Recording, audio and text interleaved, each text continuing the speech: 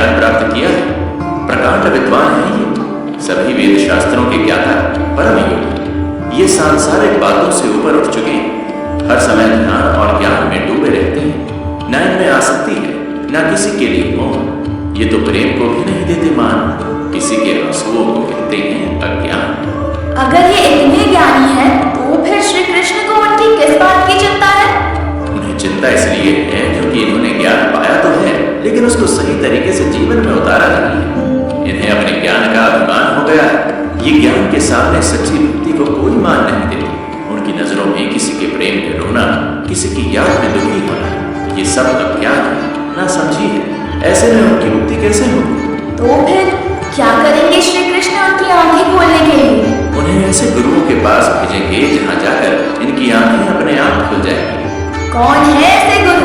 क्या कृष्ण से बड़े भी कोई गुरु हैं? देखो बन्ना, गुरु छोटा या बड़ा नहीं होता। इंसान की जरूरत समझकर जो गुरु उसे वैसा ज्ञान दे दे जिसे पाकर उसकी आंखें खुल जाएं और वो सही राह पर चल पड़े, वो ही उसके लिए श्रेष्ठ गुरु। जैसे श्री कृष्ण ने अर्जुन को गुरु बनकर ज्ञान दिया था कि युद्ध से भागो, युद्ध करो, वहीं अगर उन्हें दुर्योधन को ज्ञान देने का मौका मिलता है तो वो उसको कहते युद्ध मत करो, शांति के रास्ते पर आओ। यानी शिष्य की जरूरत के हिसाब से ज्ञान देने वाला ही गुरु होता है। अब देखो, ज्ञान तो उद्धव के पास बहुत था, लेकिन अब उसे भक्ति सीखनी थी और भक्ति गोपियों के अलावा कौन सिखा सकता था। इसलिए श्री कृष्ण ने एक लीला रची और इसी लीला का बखान कर रहे हैं सुखदेव जी महाराज। एक दिन श्री कृष्ण जानबूझकर बड़े दुखी होकर बैठे हुए थे। तभी उनके पास उद्धव जी। क्या बात है कान्हा, आज आप इतने दुखी क्यों दिख रहे हैं? क्या आप भी सुख दुख के फेर में पड़ते हैं, ये जानते हुए भी कि ये दोनों ही भ्रम है? मैं तो जानता हूँ मित्र, मगर क्या करूं, वो बावरी गोपियां नहीं जानती। मेरी याद में रो रो कर बेहाल हुई पड़ी है। उनके समाचार जब भी मुझे मिलते हैं तो ना चाहते हुए भी मन दुखी हो जाता है। इसीलिए तो ज्ञान की महिमा है केशव।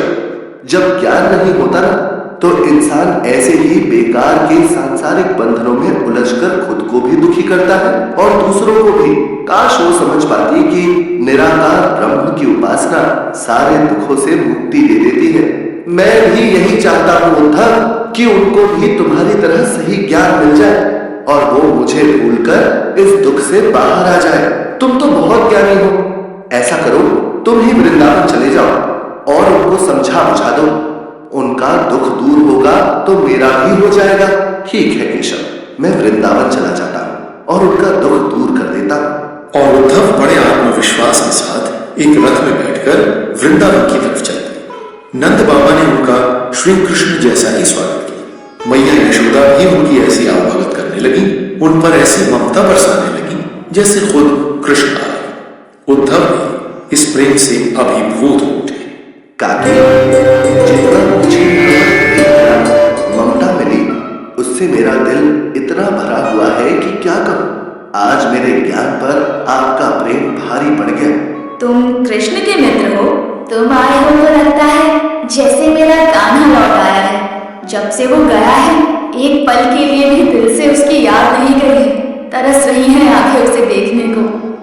काकी, आपको धैर्य रखना चाहिए और मन को समझाना चाहिए। कृष्ण तो साक्षात नारायण है और वो कण कण में बसे हैं, इसीलिए वो आपसे दूर नहीं है। ऐसा सोचकर अपने दुख को दूर कीजिए। मुझे तो इस दुख में आनंद आने लगा है जिसमें मेरे कान्हा की याद बसी है।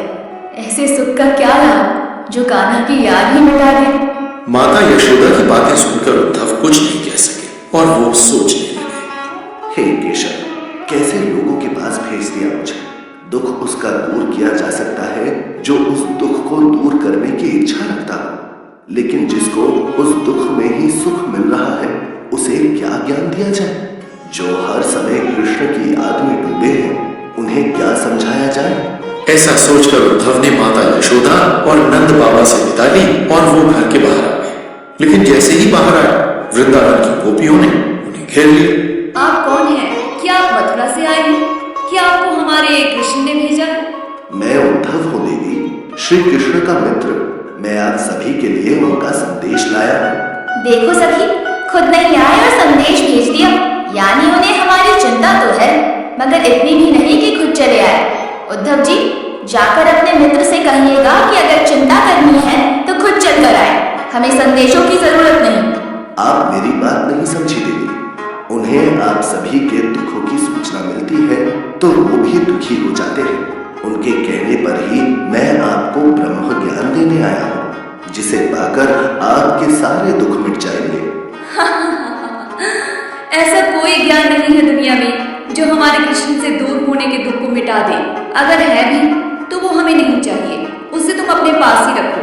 हमें अपने दुख में और अपने कृष्ण की याद में डूबे रहने दो।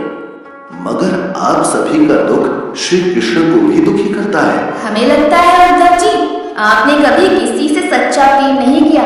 करते तो जान जाते कि प्रेम से मिलने वाले दुख के सामने संसार के सारे सुख फीके हैं।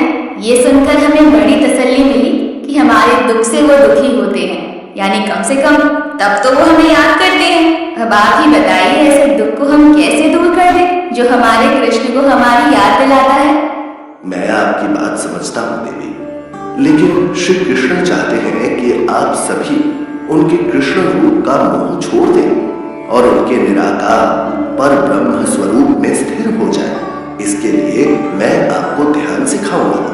बड़ी अजीब बात करते हैं आप। जिसका कोई स्वरूप नहीं, कोई आकार नहीं, उसका हम बैठकर ध्यान करें, और जिसकी सांवली सलोनी सूरत मोहनी मूरत हर समय हमारे आंखों के सामने घूमती है, उसको हम भूल जाएं।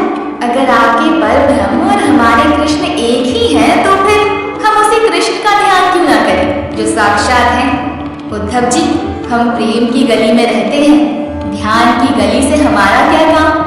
हमारे कृष्ण हमारे लिए हारिल की लकड़ी के समान है। जैसे हारिल पक्षी अपने पंजों में पकड़ी हुई टहनी को एक पल के लिए भी अपने से अलग नहीं करता, उसी तरह से हमारे कृष्ण भी हमारे दिल से एक पल के लिए भी नहीं हटते। जागते सोते सपने में और सच में भी वो हमेशा हमारे सामने ही रहते हैं। अब इसे आप जो भी कह लीजिए, ये दुख ही हमारा सुख है, ये प्रेम ही हमारी भक्ति है। और हमने तो सुना है ध्यान ध्यान उन्हें दिया जाता है जिनका मन चंचल है, एक जगह नहीं टिकता, रिश्ते नातों में संसारी बातों में भागता फिरता है। मगर हमारा मन तो हर क्षण अपने कृष्ण पर ही स्थिर है।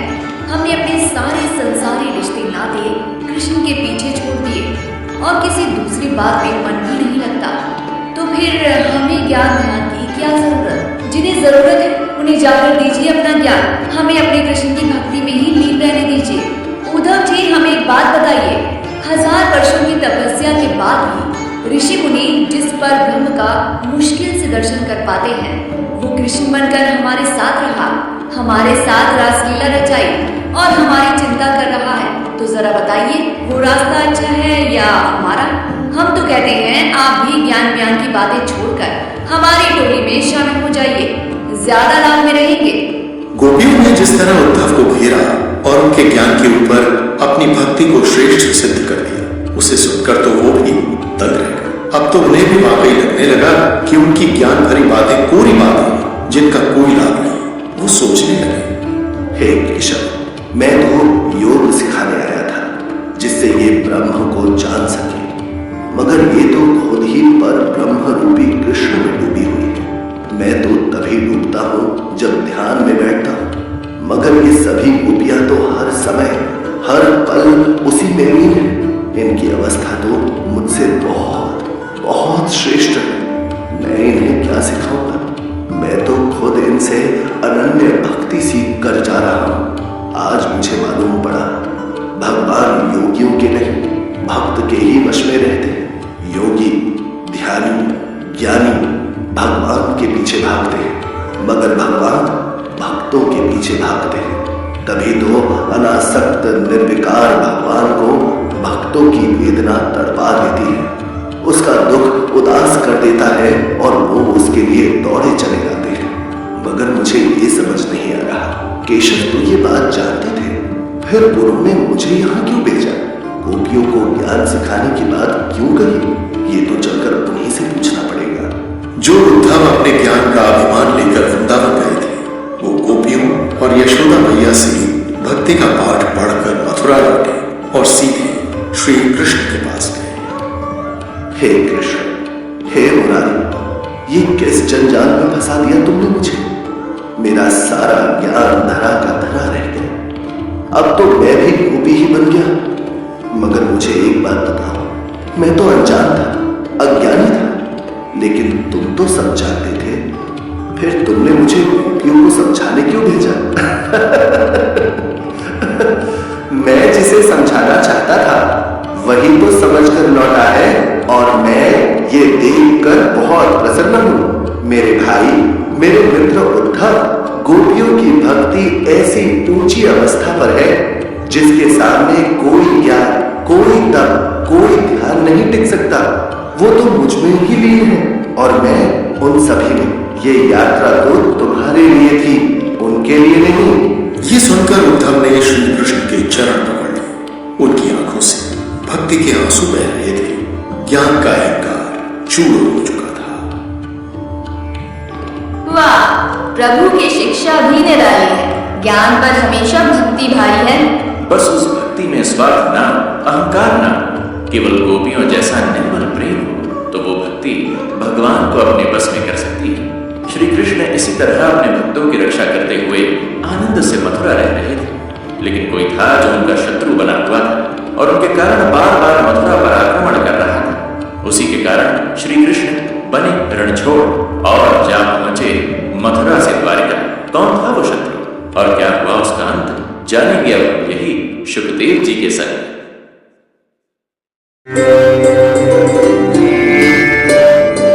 कृष्ण एक पर नाम अनेक, हर नाम का मतलब एक। मनमोहन वंशीधर यशोदानंदन ब्रजभूषण, ये नाम मुझे समझ आए, मगर कैसे बने कृष्ण द्वारकाधीश और रणछोड़, ये पहेली कौन सुलझाए?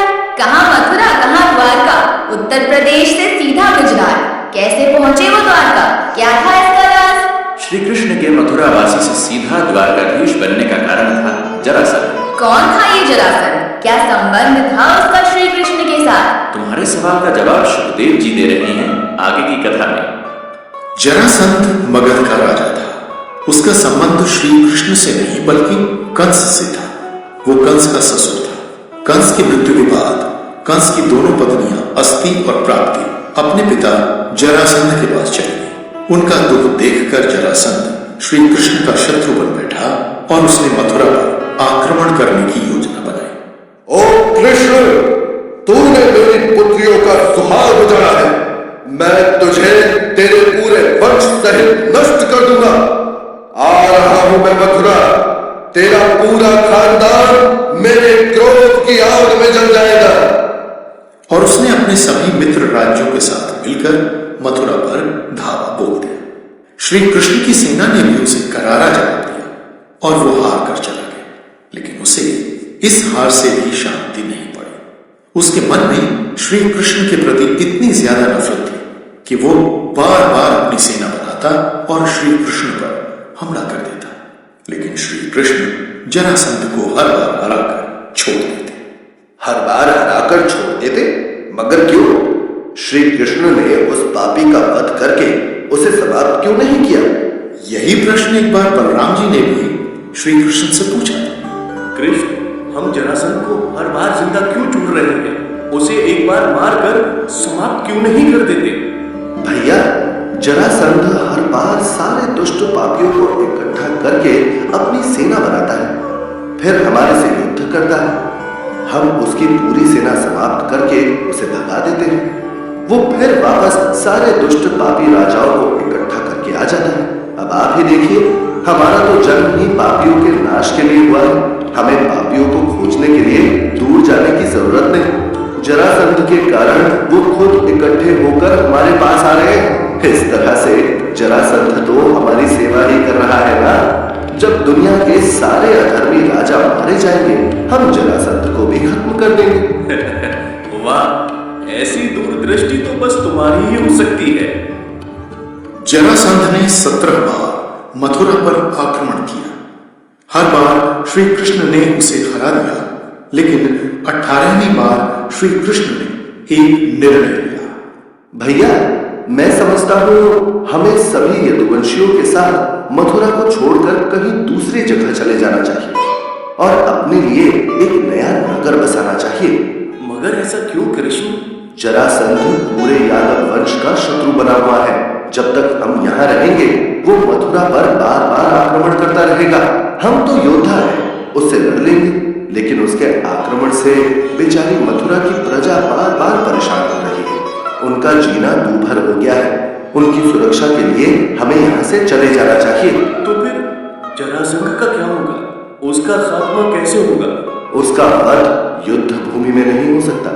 उसके लिए मेरे मन में एक योजना है जिसे मैं बाद में अंजाम दूंगा, मगर अभी मेरे लिए पहली प्राथमिकता मथुरा की प्रजा की सुरक्षा है। इसलिए हमें मथुरा को छोड़ देना चाहिए। इसके बाद भगवान श्री कृष्ण ने समस्त यदुवंशियों के साथ मथुरा छोड़ने का फैसला किया, क्योंकि श्री कृष्ण ये जानते थे कि जरासंध की मृत्यु उनके हाथों में ही लिखी है, वो पांडव भीम के हाथों लिखी। इसलिए भगवान श्री कृष्ण ने रातों रात मथुरा का त्याग कर दिया। उन्होंने दूर समुद्र किनारे अपनी एक दिव्य नगरी बसाई जो द्वारका कहलाए। श्री कृष्ण युद्ध से पहले ही चले गए थे, इसलिए जरासंध ने सब जगह ये कहा कि श्री कृष्ण उससे डर कर भागे। इसलिए श्री कृष्ण का नाम रण छोड़ पड़ गया, यानी युद्ध भूमि को छोड़कर भागने लगा। श्री कृष्ण को इन बातों से फर्क नहीं पड़ता था, क्योंकि वो जानते थे कि वो जो कर रहे हैं मथुरा वासियों की भलाई के लिए कर रहे हैं। श्री कृष्ण का पूरा यादव वंश उनके साथ द्वारका में आकर बस गया और वो वहां के राजा बने। इसके बाद श्री कृष्ण द्वारकाधीश कहलाए। तो फिर जरासंध का अंत कैसे हुआ मुनिवर? ये जानने से पहले तुम्हें जरासंध की पृष्ठभूमि जाननी जरूरी है। मगध के राजा बृहद्रथ की 2 रानियां थी।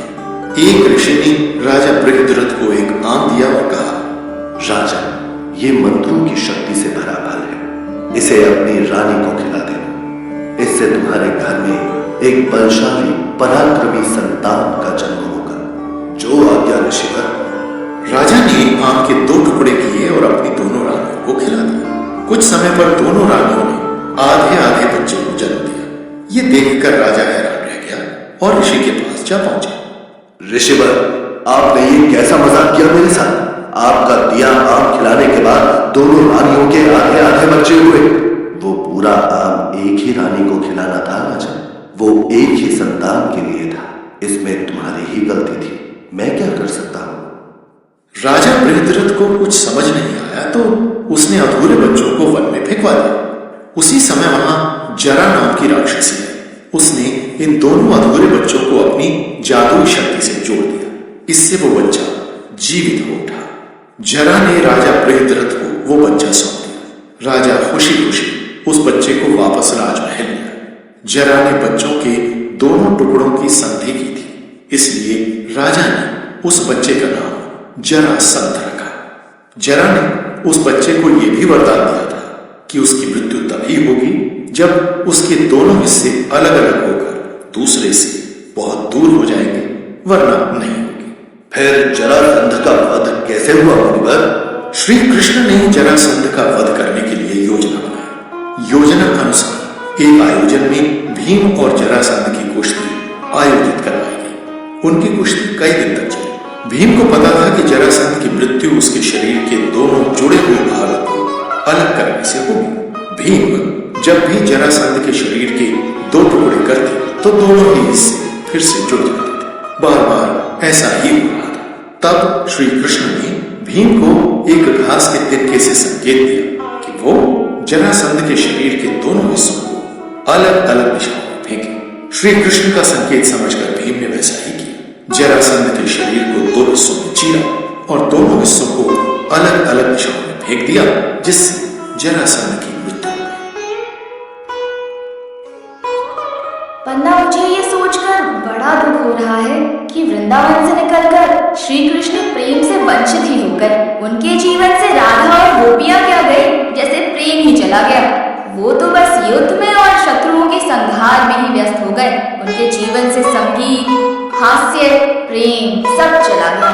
अरे अरे हीरा, इतना दुखी मत हो। जो खुद आनंद के धाम हैं, उनके जीवन से आनंद कहाँ जा सकता है भला? शायद तुम्हें नहीं पता, श्री कृष्ण के विवाह भी हुए थे, और एक नहीं बल्कि अनेक। उनकी पटरानियों के नाम थे रुक्मणी और सत्यभामा। इसके अलावा उनका जाम्बवती, कालिंदी, मित्रविंदा, सत्या, भद्रा और लक्ष्मणा से भी विवाह हुआ था। आश्चर्य की बात यह है कि उनके ज्यादातर विवाह उनके शत्रुओं की बहनों या बेटियों से ही हुए। जैसे रुक्मणी का भाई रुक्मन श्री कृष्ण का घोर शत्रु था। फिर कैसे हुआ ये विवाह संभव? ये कथा तो तुम सुखदेव जी महाराज से ही सुनो कि कैसे शत्रुता पर प्रेम भारी पड़ गया।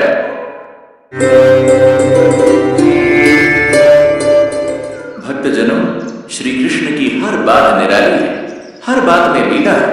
वो तो ठहरे ही लीलाधारी है। चाहे शत्रुओं का विनाश हो या गोपियों संग्रास या फिर उनके विवाह की हो बात, श्री कृष्ण का कोई भी विवाह सरलता और सहजता से नहीं हुआ। हर विवाह में बड़े बड़े दांव पेश थे। अब उनके रुक्मणी से हुए विवाह को ही देखो। ये विवाह देखने में हीरा को बड़ा मजा आएगा, क्योंकि ये किसी हिंदी फिल्म की तरह ही हुआ था, जिसमें लड़की के घर वाले लड़के के दुश्मन थे, लेकिन लड़का जिद का पक्का था। खतरों से खेलते हुए वो लड़की को भगा ले आया और उनकी शादी हो गई।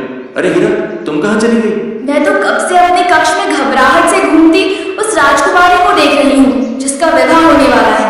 पर देखो, उसके चेहरे पर जरा भी खुशी नहीं है, बल्कि वो कितनी परेशान दिख रही है और शायद अब किसी को बैठकर पत्र लिख रही है। वो राजकुमारी रुक्मणी है हीरा, विदर्भ के राजा भीष्मक की बेटी और रुक्म की बहन। वो इतनी दुखी क्यों दिख रही है? क्योंकि उसकी शादी उसकी मर्जी के खिलाफ तय कर दी गई। अब मुझे पता है तुम पूछोगी कि क्यों और किससे, तो इन सवालों के जवाब सुनने के लिए तुम खुद ही सुखदेव महाराज जी की कथा सुन लो। वो तुम्हारे इन सवालों के जवाब देंगे, क्योंकि वो कथा सुना रही हैं श्री कृष्ण और रुक्मिणी के विवाह की।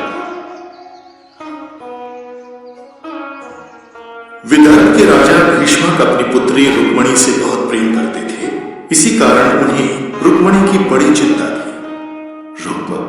मुझे रुक्मणी की चिंता हो रही है, वो बहुत उदास दिख रही है। पिताजी, मैं जानता हूं उसकी उदासी का कारण। वो कृष्ण को ही मन चाहती है और उसी से विवाह करना चाहती है, ये जानते हुए भी कि वो मेरा शत्रु है। मगर मैंने उसका विवाह अपने मित्र शिशुपाल से तय कर दिया है। वो उसके लिए सही वर है। इधर रुक्म अपनी जिद पर अड़ा था, उधर रुक्मणी ने श्री कृष्ण को एक पत्र लिखकर अपना प्रेम प्रकट किया। हे नाथ, मैंने एकनिष्ठ होकर केवल आपसे ही प्रेम किया है। मैंने तन मन धन से केवल आपको ही अपना पति परमेश्वर माना है। ये बात मेरे घर वाले भी जानते हैं। फिर भी मेरे भाई रुक्म मेरा विवाह जबरन शिशुपाल से करा रही हैं। अगर ऐसा हुआ तो मैं विवाह से पहले ही अपने प्राण दे दूंगी। मेरी आपसे प्रार्थना है, या तो विवाह से पहले ही आप मुझे यहाँ से ले जाएं, या फिर बाद में मेरी चिता को अग्नि देने आ जाए।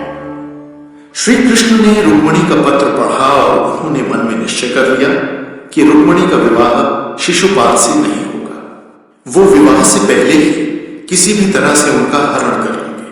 विवाह की सारी तैयारियां हो रही थीं। वहां शिशुपाल आ चुका था।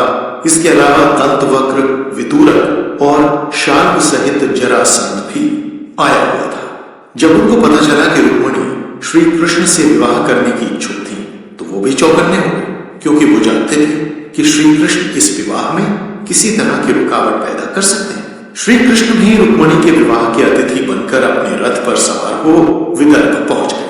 महाराज भीष्मक ने उनका स्वागत किया, साथ ही उनके रहने की व्यवस्था भी की। जब रुक्मणी को श्री कृष्ण के आने का समाचार मिल गया, तो वो बहुत ही प्रसन्न हुई और सोचने लगी। मैं जानती थी श्री कृष्ण जरूर आएंगे। वो निश्चय ही विवाह से पहले मुझे यहाँ से ले जाएंगे।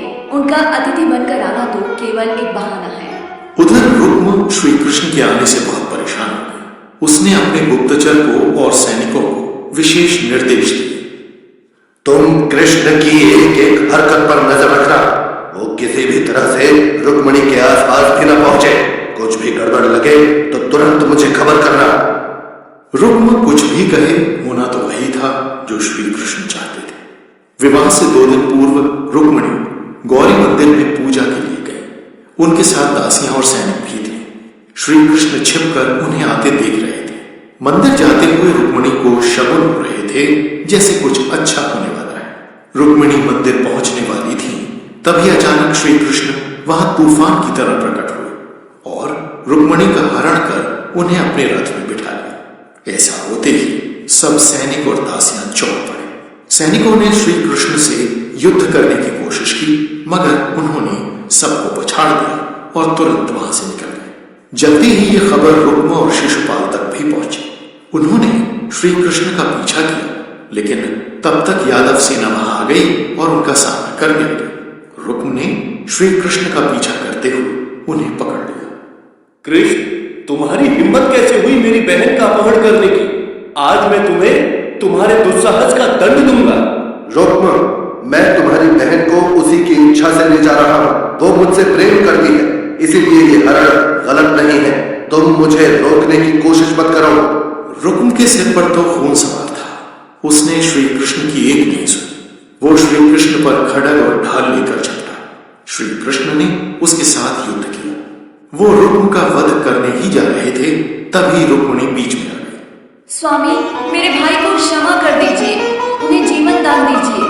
ठीक है रुक्मिणी, तुम्हारे कारण मैं इसे जीवन दान देता हूं। रुक्मिणी के अनुरोध पर श्री कृष्ण ने रुक्म को मारा नहीं, बस उसकी दाढ़ी मूछ मोड़कर उसे छोड़ दिया। इसके बाद भगवान श्री कृष्ण ने द्वारिकापुरी जाकर रुक्मिणी से विधि विधान के साथ विवाह कर दिया। मुनिवर, श्री कृष्ण और रुक्मिणी देवी के विवाह की कथा सुनकर आनंद आ गया। अब मुझे वो कथा सुनाएं जिसमें उनका विवाह देवी सत्यभामा और जामवंती के साथ हुआ। द्वारिका में एक सत्रजित नाम का भगवान सूर्य का परम भक्त रहा करता था। भगवान सूर्य ने उसकी भक्ति से प्रसन्न होकर उसे स्यमंतक नाम की मणि दी थी, जिसका तेज और प्रभाव सूर्य के समान था। वो मणि जहां रहती उस जगह पर नकारात्मकता, बीमारी, ग्रह, पीड़ा नहीं टिक सकते थे। सत्रजित ने वो मणि अपने गले में पहन ली। वो द्वारका में जहां जहां जाता वहां सबकी आंखें चौंधिया जाती, क्योंकि मणि के प्रभाव से वो भी सूर्य की तरह चमकने लगा था। देखो, आज सत्रजित कैसे सूर्य की तरह चमक रहा है। आज ऐसी क्या खास बात है? ये चमक जरूर उसी मणि से आ रही है जो उसने पहनी हुई है। श्री कृष्ण ने भी जब उस मणि को देखा तो वो भी बहुत प्रभावित हुए और कहने लगे, ये मणि सच में अद्भुत है, काश ये मेरे पास होती। उनके मन में भी समयंतक मणि पाने की इच्छा जागी, किंतु उन्होंने सत्रजित से मणि नहीं मांगी। सत्रजित ने वो मणि अपने भाई प्रसेनजित को दे दी, मगर प्रसेनजित उस मणि का महत्व न समझ सका। वो उसे पहनकर शिकार खेलने के लिए वन में चला गया। वन में एक शेर ने प्रसेनजित को मार डाला और मणि को छीन लिया। उसके बाद जंगली रीछों के राजा जामवान ने शेर को मारकर वो मणि ले ली और उसे अपनी गुफा में ले गए। इधर अपने भाई प्रसेनजित के ना लौटने पर सत्रजित को बड़ा दुख हुआ। उसे पता नहीं क्यों श्री कृष्ण पर शक हुआ। पता नहीं क्यों मेरा दिल कह रहा है कि जरूर श्री कृष्ण ने ही मणि के लोभ में मेरे भाई को मार डाला। जब श्री कृष्ण ने सुना कि सत्रजित उन पर हत्या और मणि की लूट का कलंक लगा रहा है, तब उन्हें बहुत दुख। सत्रजित ने प्रजा में भी धीरे धीरे यही बात फैला दी, जिस श्री कृष्ण को चिंता होने लगी। सत्रजित ने जो मेरे ऊपर झूठा कलंक लगाया है, मुझे उसे धोना ही होगा, और इसके लिए मुझे वन में जाकर उसके भाई और समंतक मणि को ढूंढ कर लाना होगा, तभी ये कलंक मिटेगा।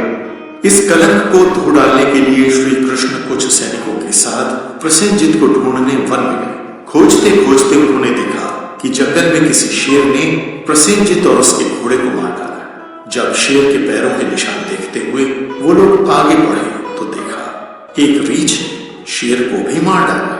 रीछ के पैरों के निशान देखते हुए वो सब उसकी गुफा तक पहुंचे। भगवान श्री कृष्ण ने अपने सैनिकों को बाहर रोक दिया और जामवान की भयंकर गुफा में अकेले चले गए। वहां उन्होंने देखा कि सूर्य भगवान की श्रेष्ठ स्यमंतक मणि को जामवान के बच्चे खिलौना बनाकर खेल रहे हैं। श्री कृष्ण जैसे ही मणि लेने के लिए आगे बढ़े, जामवान उनके सामने आ गए। कौन हो तुम? मेरी गुफा में क्या कर रहे हो? मैं ये दुर्लभ मणि लेने आया हूं ताकि इसको इसके स्वामी तक पहुंचा सकूं। अब ये मणि मेरी है, इसे कोई नहीं ले जा सकता। नहीं, ये मणि तुम्हारी नहीं है, मुझे इसको इसके सच्चे अधिकारी तक पहुंचाना है। उससे पहले तुम्हें मुझसे युद्ध करना होगा। श्री कृष्ण और जामवान में घमासान युद्ध शुरू हो गया। दोनों बलशाली योद्धा थे। वो युद्ध पूरे 28 दिन तक चलता रहा। जामवान लड़ते लड़ते थक गए और हार के डर से अपने प्रभु श्री राम का स्मरण करने लगे। प्रभु श्री राम, मैं इस समय संकट में हूं, मेरी रक्षा कीजिए, मेरी सहायता कीजिए। जैसे ही उन्होंने श्री राम को याद किया, वैसे ही उन्हें श्री कृष्ण में श्री राम नजर आने लगे। जामवान ने भगवान श्री कृष्ण को पहचान लिया और वो उनके चरणों में गिर पड़े। प्रभु, मुझे क्षमा कर दीजिए। मैं जान गया हूं कि मुझे पराजित करने वाला कोई साधारण इंसान नहीं है। आप ही जगत के स्वामी, मेरे प्रभु राम हैं। आप उन्हीं के अवतार हैं। अनजाने में आपको साधारण इंसान समझकर युद्ध करने का जो पाप मुझसे हुआ है, उसके लिए मुझे क्षमा करें। जामवान, मैं तुम्हारा शत्रु नहीं, मैं बस इस मणि को लेने के लिए यहाँ आया, क्योंकि इसके कारण मुझ पर हत्या और चोरी का कलंक लगा है। इस मणि को इसके स्वामी को लौटाकर मैं अपने ऊपर लगे इस झूठे कलंक को मिटाना चाहता हूं। ये स्यमंतक मणि आपकी है प्रभु, आप इसे स्वीकार करें। साथ में मेरी पुत्री जामवंती को भी अपनी सेवा में स्वीकार करें। जामवान ने मणि देने के साथ ही अपनी पुत्री जाम्बवंती का विवाह भी श्री कृष्ण के साथ कर दिया और उनको बहुत से उपहारों के साथ विदा किया। श्री कृष्ण द्वारका लौट आए और उस स्यमंतक मणि को सत्रजीत को लौटाते हुए बोले, मुझे दुख है सत्राजीत, मैं तुम्हारे भाई को वापस नहीं ला पाता। शेर ने उसका शिकार करके उसे मार दिया था, मगर मैं ये मणि तुम्हें सौंपता हूं। इस पर केवल तुम्हारा ही अधिकार है। मैंने कभी किसी की संपत्ति पर बुरी दृष्टि नहीं डाली और ना ही इस मणि पर। मेरे लिए तुम्हारे मन में जो भी गलत भावनाएं हैं, उन्हें दूर करो। स्यमंतक मणि वापस मिलने के बाद सत्रजीत को अपनी सोच पर बहुत ग्लानि हुई कि उन्होंने श्री कृष्ण को एक हत्यारा और चोर समझ लिया। सत्रजीत ने श्री कृष्ण से अपने बुरे व्यवहार के लिए माफी मांगी। मुझे अपने व्यवहार पर बहुत पछतावा है। मैं आपसे क्षमा मांगता हूं। मुझे क्षमा दान दीजिए और मेरी ग्लानि को दूर करने के लिए मेरी पुत्री सत्यभामा को अपनी पत्नी के रूप में स्वीकार कीजिए। और इस तरह श्री कृष्ण का विवाह सत्यभामा के साथ भी हो गया।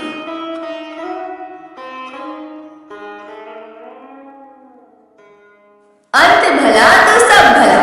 इसी बात पर बोलो भक्तों, बांके बिहारी लाल की जय। ये तो हुई श्री कृष्ण से रुक्मिणी, सत्यभामा और जाम्बवंती के विवाह की बात। मगर श्री कृष्ण के बाकी विवाह की कहानी सुनो आगे सुखदेव जी की जुबानी।